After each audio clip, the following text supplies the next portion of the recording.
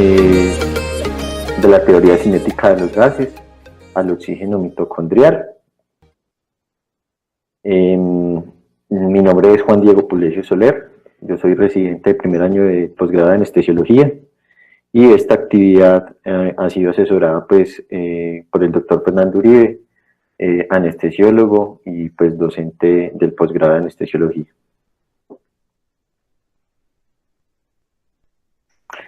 Bueno, normalmente pues en nuestro quehacer diario solicitamos con frecuencia el análisis del estado ácido-base, ¿sí?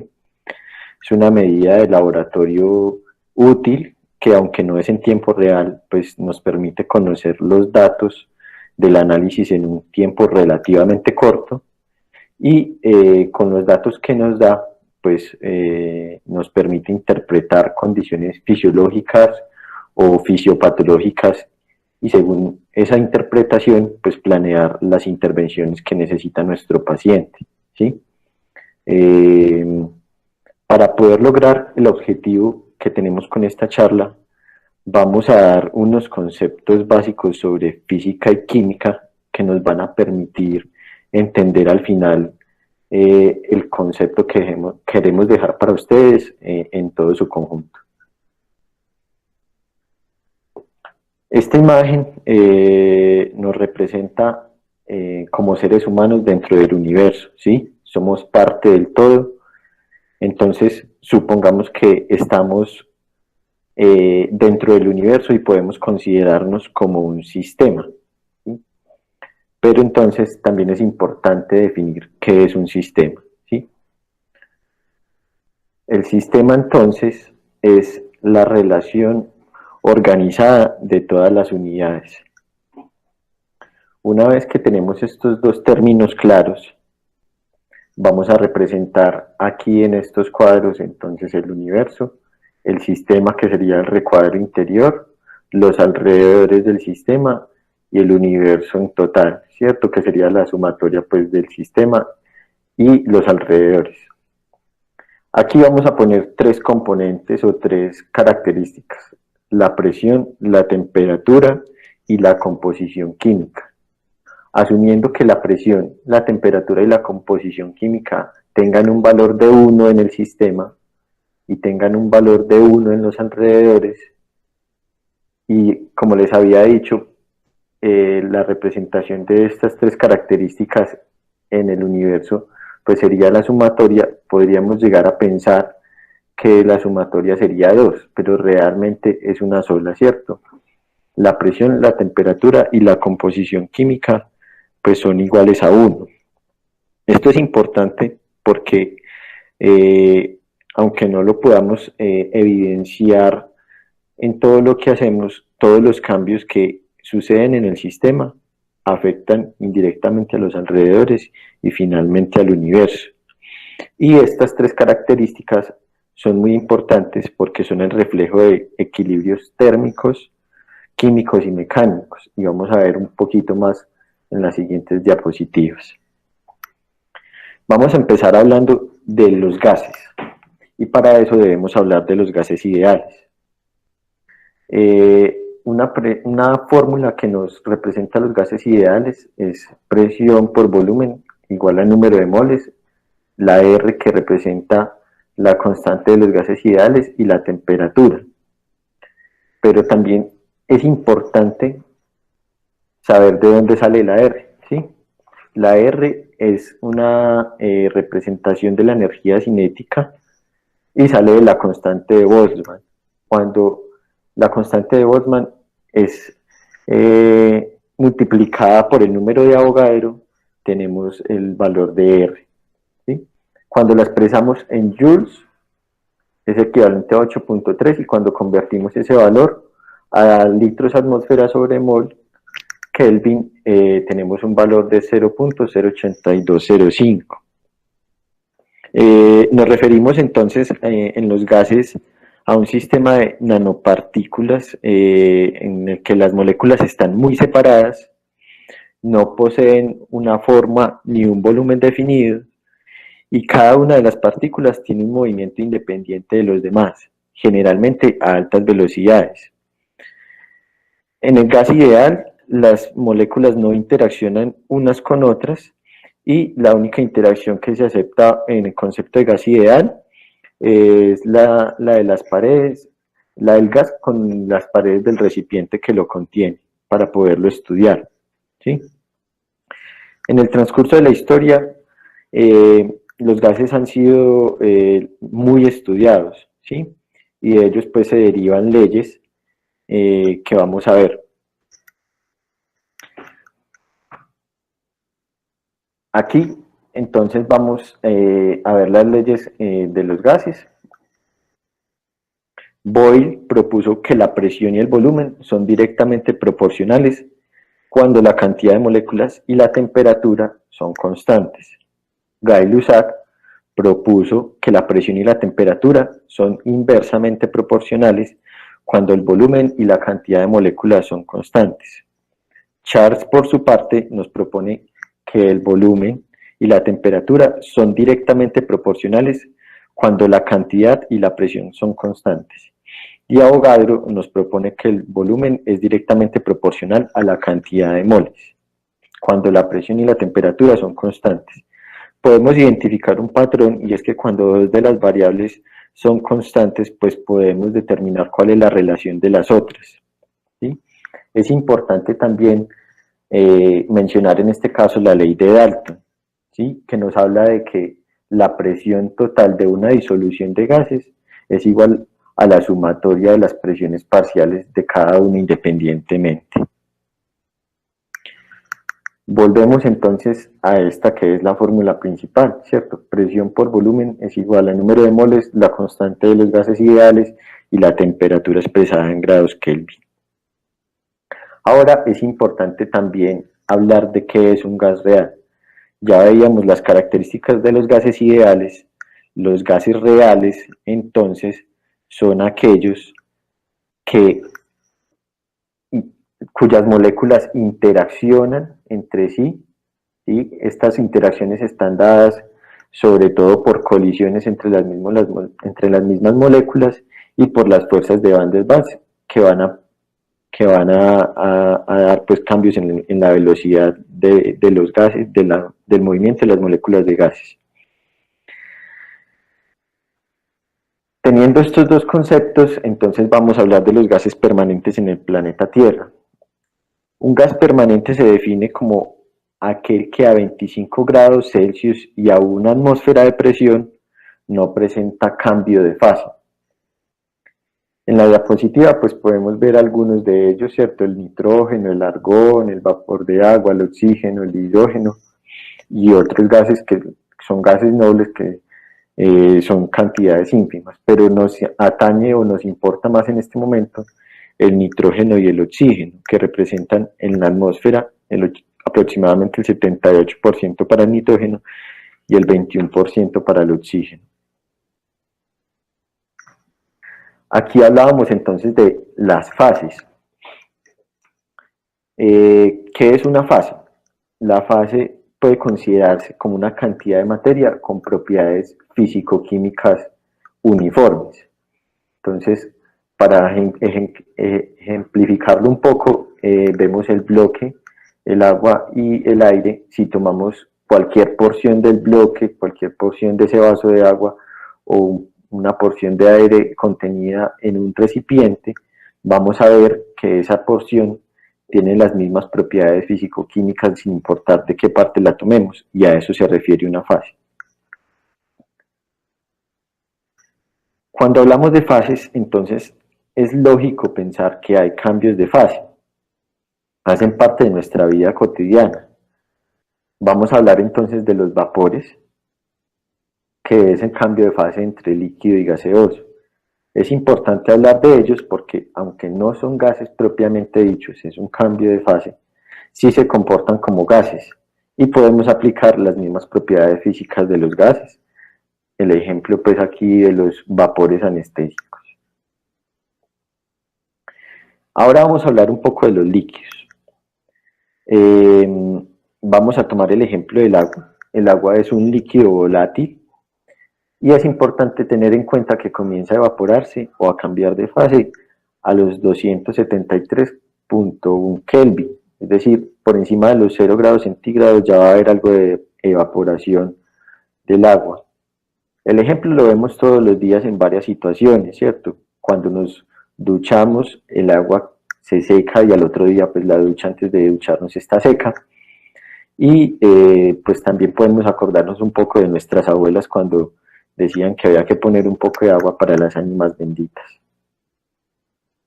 Es importante hablar de algunas propiedades de los líquidos, en especial quiero hablar en este momento de la solubilidad.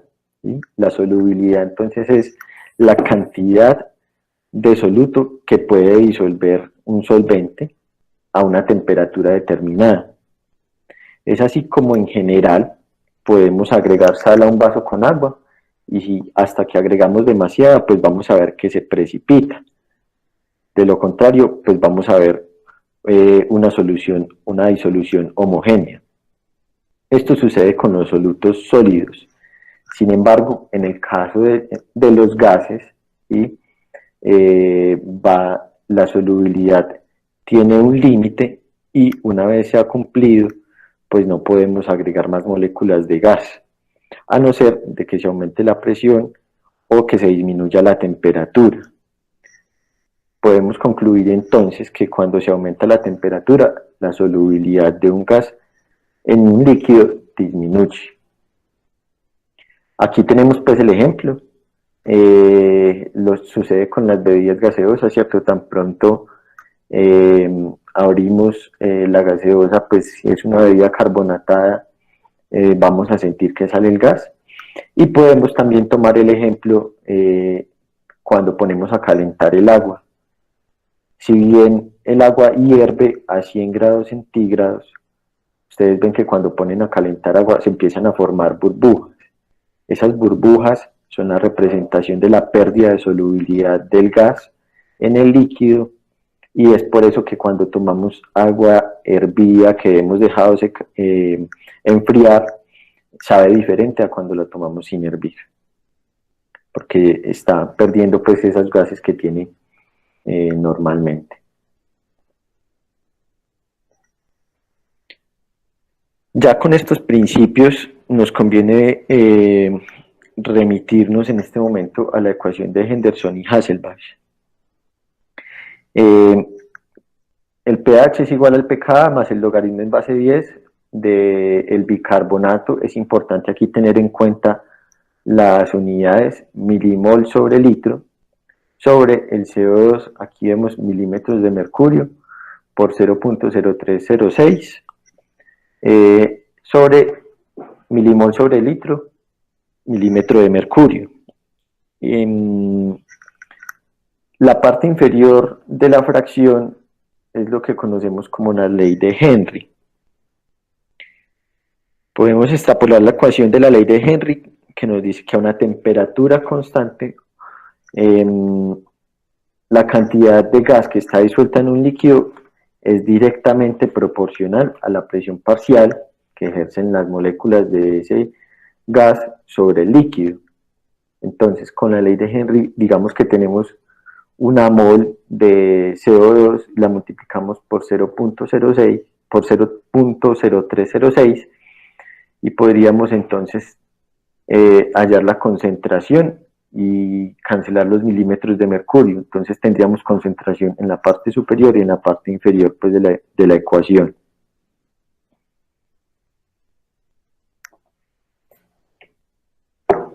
Aquí es importante para hablar de las unidades de concentración, ver las aplicaciones prácticas que tiene la medición de las concentraciones en los líquidos. Entonces vamos a tomar el ejemplo de la viabilidad del agua. Para que exista vida en las lagunas, se habla pues de que debe haber una concentración de 7 a 8 miligramos sobre litro de oxígeno. Podemos ver que las unidades de concentración están en masa sobre volumen. Es esta la razón también de que haya un contenido o una concentración, perdón, de oxígeno necesaria para los procesos biológicos, que por ejemplo veamos que en los acuarios se tiene que poner aire para que haya una difusión del oxígeno hacia el líquido. Estas unidades de miligramos sobre litro se pueden convertir a unidades de concentración química, por ejemplo, como lo veíamos ahorita, milimol sobre litro, con los pesos moleculares de los elementos. En el caso, por ejemplo, de la sangre, la concentración calculada es de más o menos 256 miligramos sobre litro en condiciones normales. Si volvemos entonces al ser humano, vamos a colocar aquí entonces la ecuación del contenido arterial de oxígeno. El contenido arterial de oxígeno tenemos que tener en cuenta que en condiciones normales es de 20 mililitros de oxígeno por cada 100 mililitros de sangre. Y aquí tenemos pues como expresada la ecuación, recordar que el oxígeno en la sangre está tanto unido a la hemoglobina como libre, ¿cierto? Y aquí podemos ver entonces que es importante tener en cuenta los dos.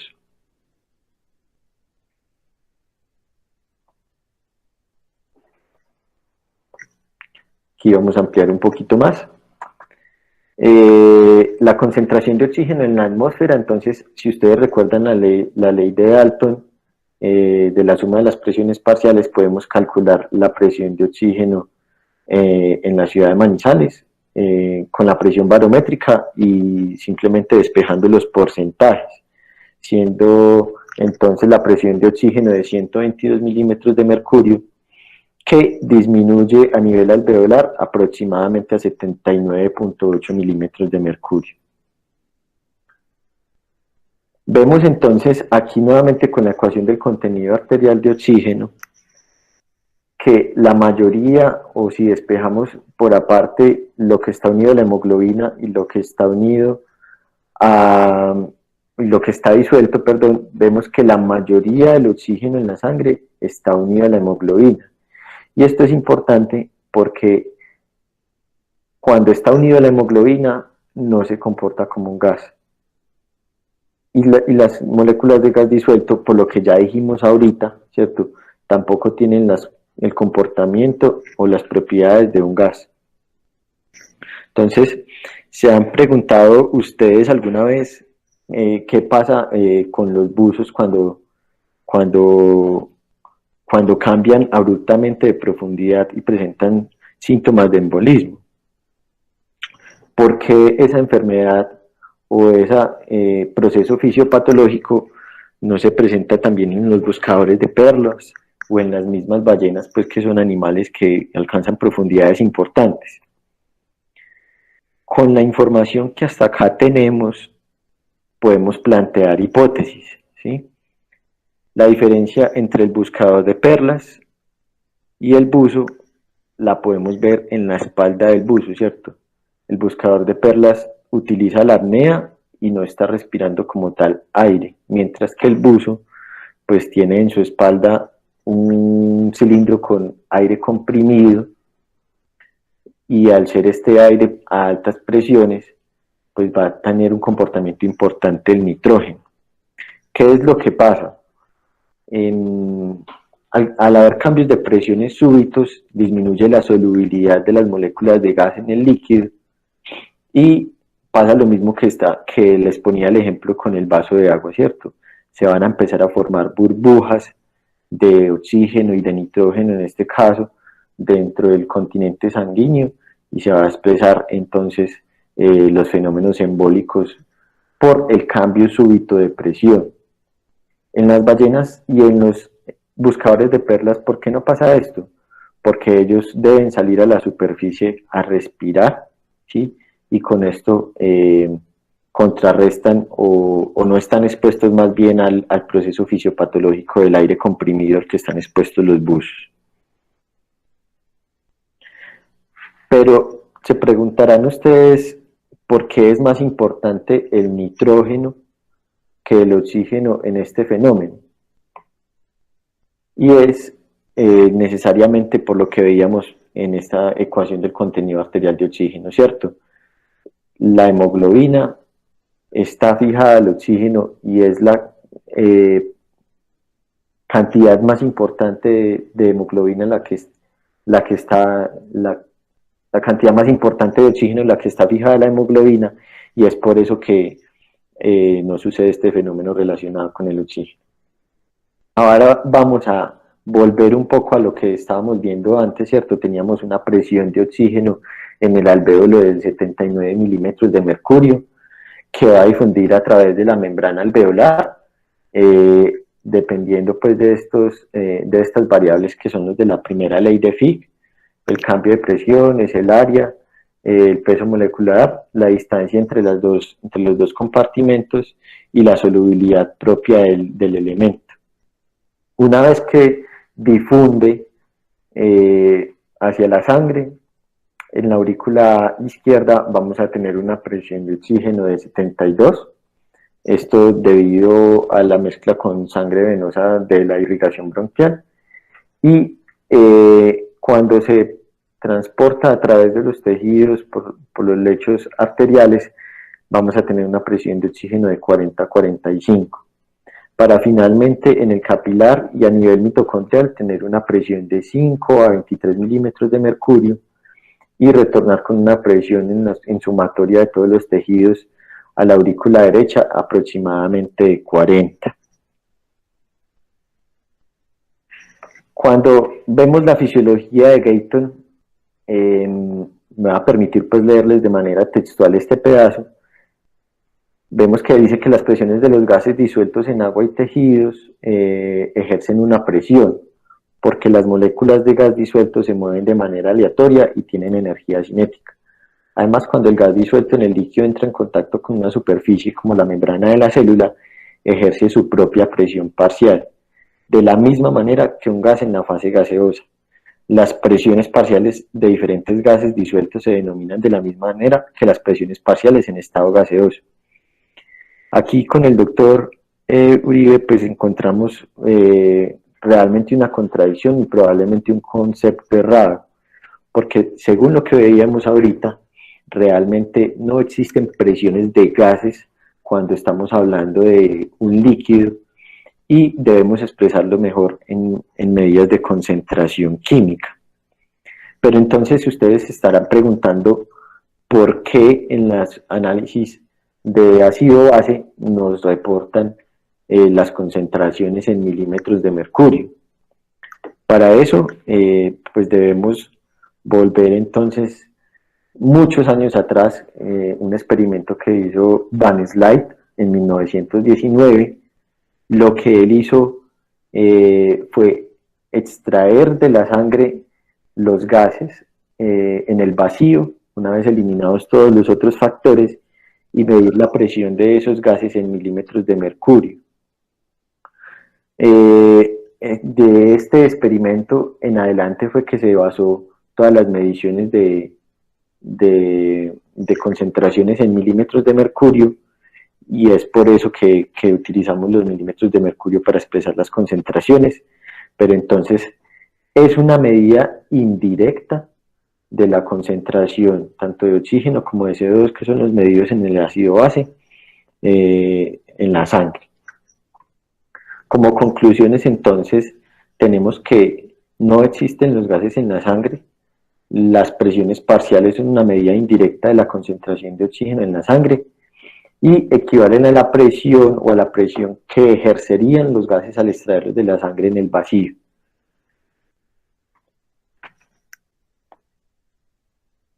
Muchísimas gracias.